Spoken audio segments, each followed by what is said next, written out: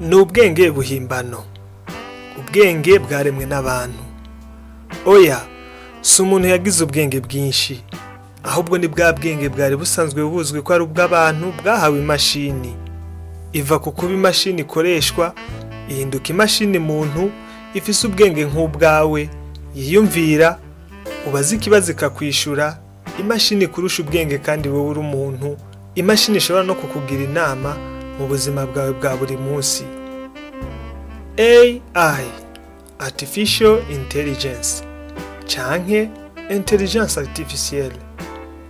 AI niki? Ibahe? Ikora gute? Ibyo byose uzobisanga muri uru ruhererekane rw'ibiganiro bigaruka ku bwenge bwaremwe n'abantu dutanguye uyu munsi hano iwacu ku Muhana TV. Reka dutangure twibaza, AI ni iki? Iyo tuvuze Artificial Intelligence, AI, nta kindi tuba tuvuze.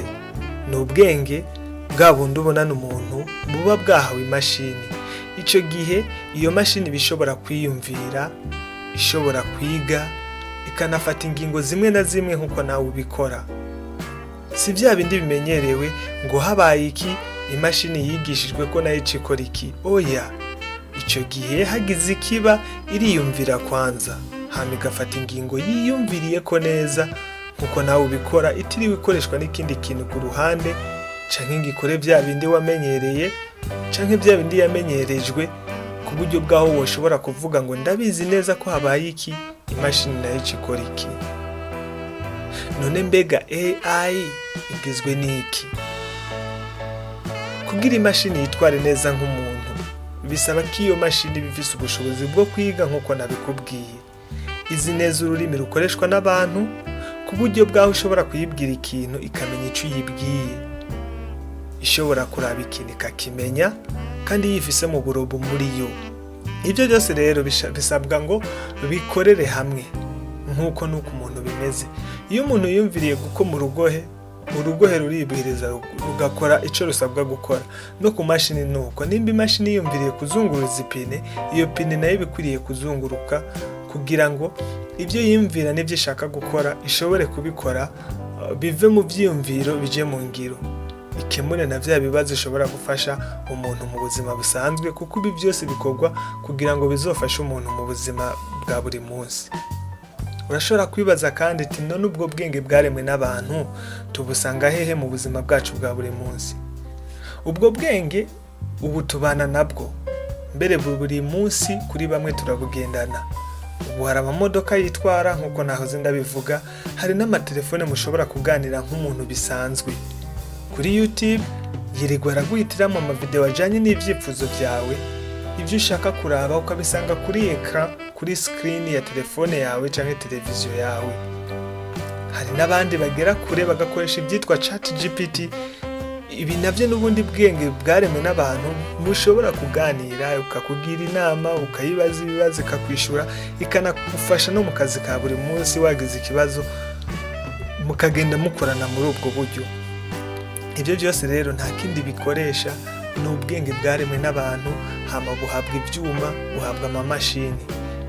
Byinshi muri ibyo byuma ntibirahabwa isura y'umuntu, ariko hariho bimwe na bimwe byamaze guhabwa amasura y'abantu. Hari ibyitwa bya Sophia murabizi, hariho n'ibindi byinshi. Birashobora kuvuga, biragenda, bikora ibintu hafi ya byose, bikanitwara neza nk'umuntu. Ahubwo utarabye neza wogira ngo n'uwundi muntu nkawe muri ko muraganira, kandi ari imashini yahawe ubwenge nk'ubw'umuntu. Ushobora kwibaza kandi ati none mbega ubwo bwenge hari icyo bumaze mu buzima bwacu? Hariho abavuga ngo icambere n'amakuru, kandi ni koko icambere n'amakuru, nanje ubu ndiko ndayaguha. Ubu bwenge bukoreshwa cyane cyane mu bijyanye no kugwiza umwimbu, atari uwo mu murima gusa, naho babukoresha mu kugwiza umwimbu mu murima, ahubwo no mu bindi bikorwa byose by'iterambere, bugatuma ibikorwa byihuta kandi bikagenda neza nk'uko abo banyene byo baba babikeneye. Kenshi na kenshi bukunzwe gukoreshwa mu gusesengura, mu gukora ama-analyse, mu kwiga neza amakuru yo mu business, mu bucuruzi bw'abantu basanzwe bakora bya buri munsi. bukunzwe gukoresha mu guharura no mu kugira inama abantu, bukakugira inama uko wokora ibintu mu buryo bworoshe ukoresheje ibintu bizimbutse kandi bikaba ibintu byihuta bitanga inyungu ako kanya. Amakuru amaze kuba menshi kandi n'akazi bimaze kuba byinshi muri iki gihe.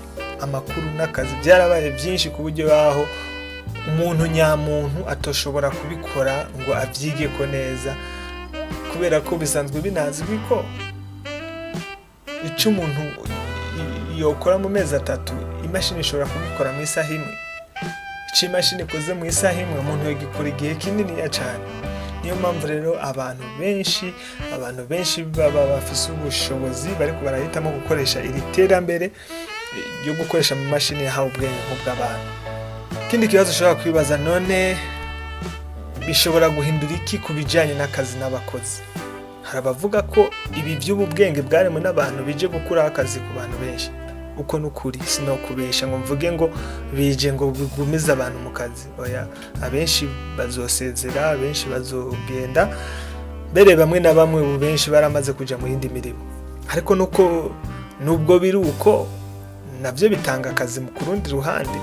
Ubu abantu bazi neza ibijyanye no gukorana n'izi mashini zizi ubwenge bari mu bantu bingingirwa akazi kandi bahembwa amafaranga meza, bagahembwa neza.